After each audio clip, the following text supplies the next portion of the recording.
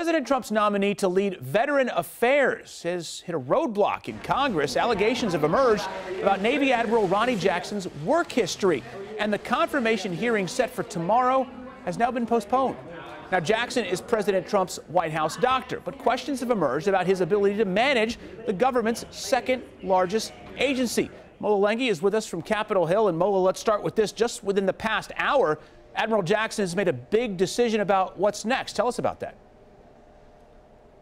Oh, that's right, Adam.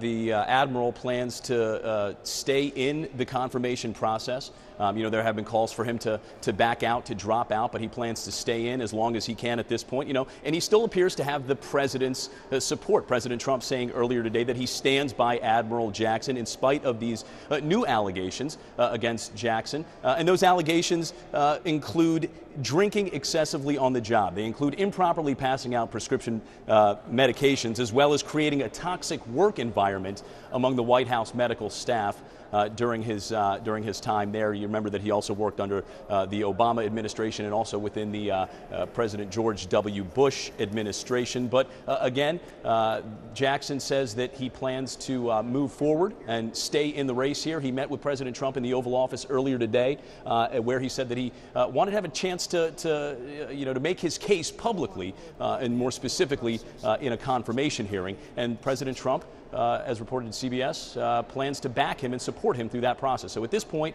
Jackson appears to still be staying in the race despite the calls for him to drop out. And Mola, at some point today, President Trump came forward and kind of opened a door for Admiral Jackson to get out of this if he wanted to. What was the deal with that?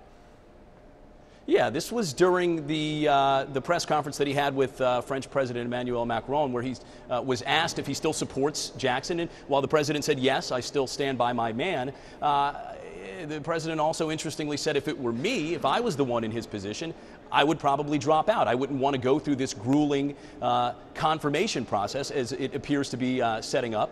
And these confirmation processes are typically pretty grueling. Everyone comes to these sort of things with some sort of baggage, but the president really providing some cover for Jackson if he wanted to drop out. But after that press conference, Jackson, again, remaining adamant that he wants to stay in the running for this position. Yeah, and it looks like he wants to tackle these allegations head on, and it looks like at this point he will get his chance with the Senate. Mola Lenghi there with us from the Capitol. Thanks, Mola. Former President